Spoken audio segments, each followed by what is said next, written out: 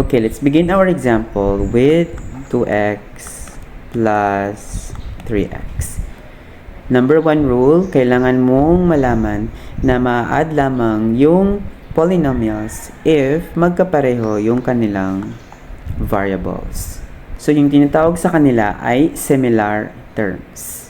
So, since magkapareho yung variable ng 2x at saka 3x kasi pareho silang x, so yung gagawin nyo lamang ay i-add yung dalawang numbers na katabi ng iyong mga variables. 2 plus 3 is 5 and i-copy mo lamang yung variable na magkaparehas. Okay, number 2. What if you are given x plus 2y? Again, sinabi ko kanina na ma-add mo lamang yung polynomials if magkapareho yung kanilang variables. If na-notice ninyo, yung number 2 natin ay, yung first term ay x, yung pangalawang term ay y. So, magkaiba yung kanilang variables. So, yung tawag naman sa dalawang ito ay dissimilar or hindi similar na terms. So, since magkaiba yung kanilang terms, hindi mo pwedeng ma-add yung dalawang polynomials. Therefore, wala tayong gagawin kundi i-copy lamang yung given dahil hindi siya pwedeng ma-add. And that is our answer already. Next, what if meron kayong signs na negative? Negative 4x plus 2x. Parang integers lang talaga yung ginagawa natin sa addition of polynomials. Basta't alam mo na magkapareho yung kanilang terms. So, since magkapareho silang x, i-add mo na lamang yung negative 4 and positive 2. And alam natin na pag unlike sign, sinasubtract yung dalawang numbers at mas mataas yung 4 at negative siya. Therefore, our numerical coefficient ay negative 2 and i-copy natin yung variable. Number 4 example.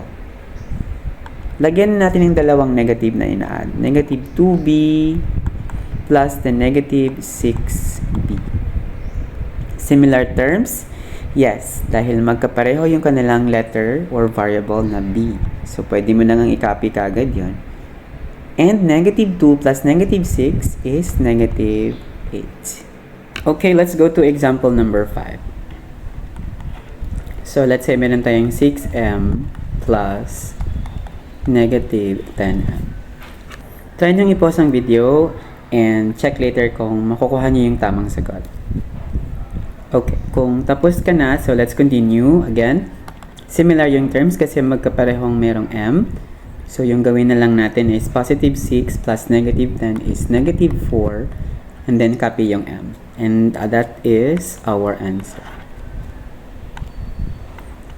Number 6, let's say meron tayong x plus 5x. So, our answer for this question is 6x. Bakit? Kasi, kahit yung first natin na term ay x lamang, dapat yung tandaan na meron talaga niyang invisible na 1. So, yung x ay talagang 1x, yung b ay 1b, yung m lang ay 1m. So, it's like 1x plus 5x is 6x. Okay. How about this example? 4x cubed plus 2x.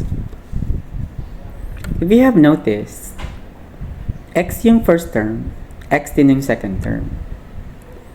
However, yung example natin ay hindi similar term kasi magkaiba yung kanilang exponent. And speaking of exponent, pag wala kayong makikitang exponent sa ibabaw ng isang variable, meron din diyang invisible na 1. Just like this. Pag meron kayong variable na walang number sa katabi, meron diyang automatic na invisible na 1. At pag merong variable na walang exponent sa itaas, meron diyang invisible na 1. Therefore, our answer is the same. 4x cubed plus 2x. Hindi siya pwedeng ma-add. So, example number 8. Let's say we have negative 3x plus 4x plus 2b. In this case, magkatabi yung similar terms, so you can add them. So, unahin natin silang dalawa. Negative 3x plus 4x is 1x, or x plus 2b. Hindi na natin ma-add yung dalawang terms kasi magkaiba sila. And that's our answer. 9. 6y plus 3b plus 2y. Para mas easy yung pag-solve ng example na ito, pagsama-samahin mo lamang yung similar terms. Meron tayong 6y dito at 2y. So, pagtabihin natin silang dalawa. 6y plus 2y plus yung 3b.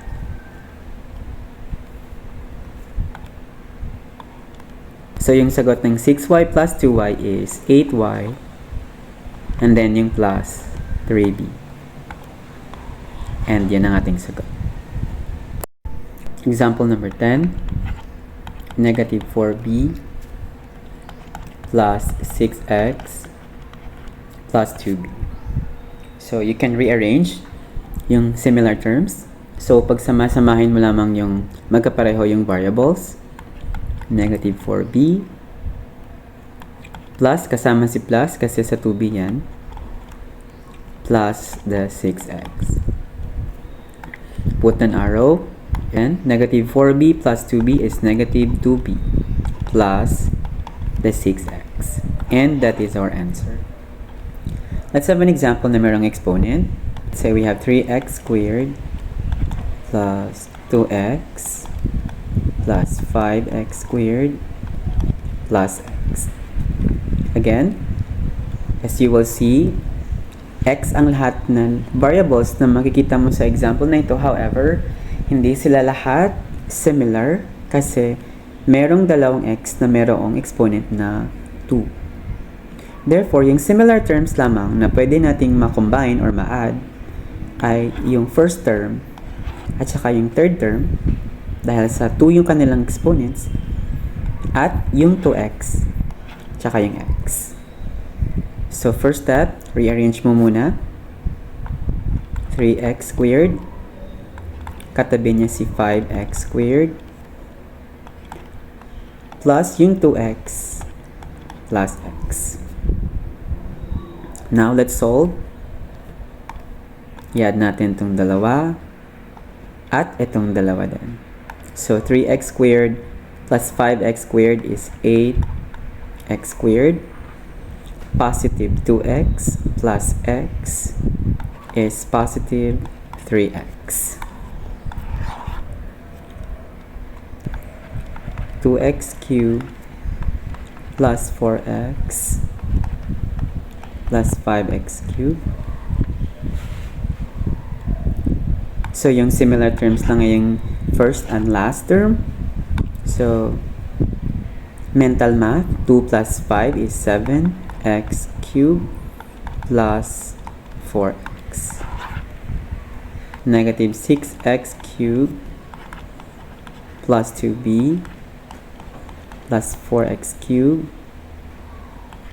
plus 2b. So, yung similar terms lang natin is yung first term at saka yung third term, yung second term, at last term. So, rearrange mo muna. Negative 6x cubed plus 4x cubed plus 2b plus the 2b. And then add. Depende if merong negative, so you subtract them. Negative 6 plus 4 is negative 2x cubed. 2b plus 2b is 4b. And this is our answer.